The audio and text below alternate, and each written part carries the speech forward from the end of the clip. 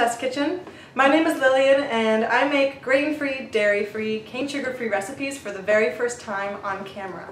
And today I'm trying for the very first time a recipe that I found at naturallyknockedup.com.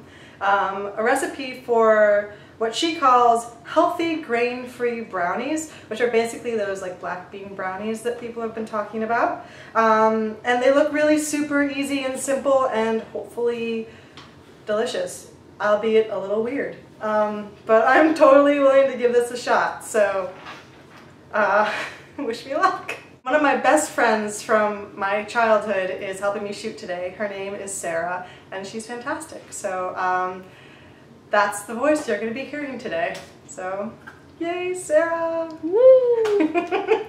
She calls for 1 can of no salt added black beans, 3 lightly beaten eggs, do 1/3 cup of grapeseed oil, and then 1/4 cup of cocoa powder, 1/8 teaspoon of salt, which to me sounds like a pinch of salt, so a pinch.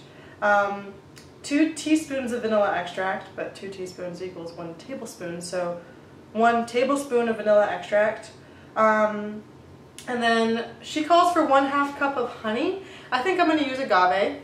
And then 1/2 cup of chopped up bittersweet or semi-sweet chocolate chips. Which of course leads me to my usual problem, which is that I can't find any chocolate that is grain-free, dairy-free, cane sugar-free, soy-free, dairy-free chocolate. So I'm going to have to add an extra step to this recipe and melt this chocolate down, sweeten it, and freeze it, and hopefully it'll harden in time to go into the brownies and be chip-like.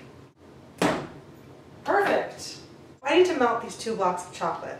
And so I don't do the same thing I did last time, which is burn the crap out of it. I am going to make my own double boiler. So this pot I filled up with water about 1/3 of the way, and I'm just going to put this in here, make my own makeshift double boiler, and I'm going to turn the stovetop on. That's such a great idea. I've never even thought of that. I didn't think of it myself. Not that I stay at home and make chocolate all too much, but I want to do a cannonball into that chocolate. I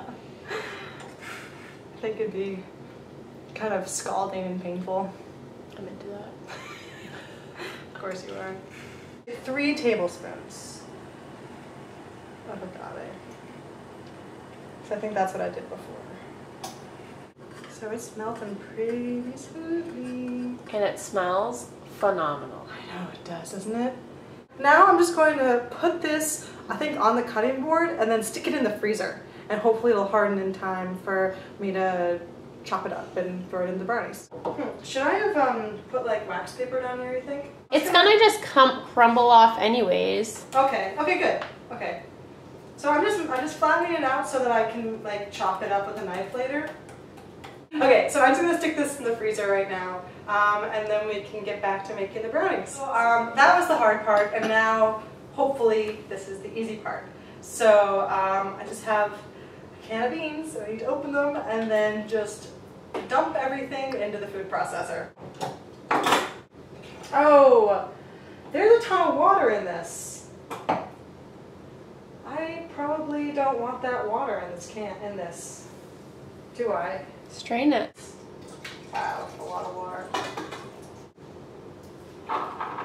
Okay, so the recipe calls for 3 lightly beaten eggs, and I'm not really sure why you need to beat eggs that are going into the food processor where they're going to get obliterated, but I'm just going to follow the recipe.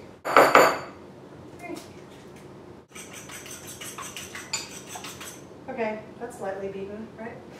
I think so. 3 lightly beaten eggs in. 1/3 cup of grapeseed oil.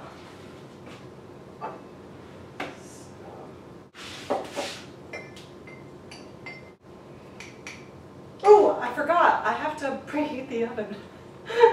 Minor detail. I have to preheat the oven to 350. So I'm going to do that right now because clearly I cannot be trusted. So I'm going to do a pinch of salt. 1 tablespoon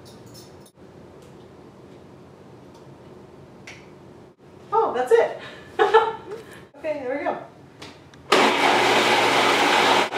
What's it smell like? What? What's it smell like? Kind of chocolatey and kind of like a little beady.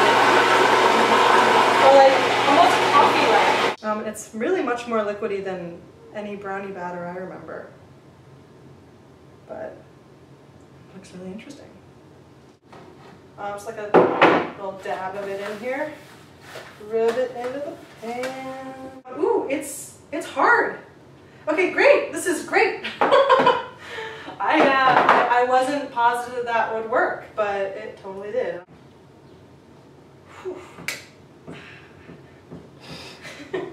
This is why I think I didn't do this before, because this is hard.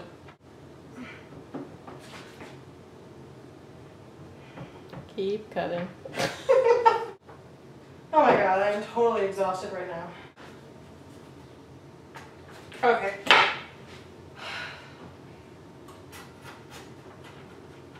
So I think what I'm going to do is I'm just going to pour the batter into the pan and then like sprinkle the chocolate chunks on top. And that'll be totally delicious and totally fine, because honestly I can't stand trying to do one more thing right now. Ooh. It's really... How big of a pan are you supposed to cook it in? I don't know, a brownie pan. This is a brownie pan.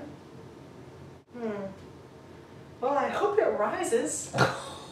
I'm just going to keep going, because if I like stop, I'm just going to totally freak out and burst into tears. So I'm just going to dump this in here. Oh, it looks great. Yeah. Boy. Okay. Oh my god, it really, look at that. It looks yummy. It looks good. It totally like it totally rose. Let's see. Oh yeah, it is done. Oh. This looks freaking amazing.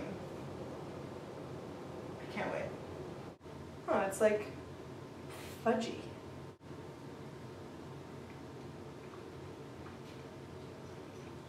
Fudgy and awesome. It's good. I like it.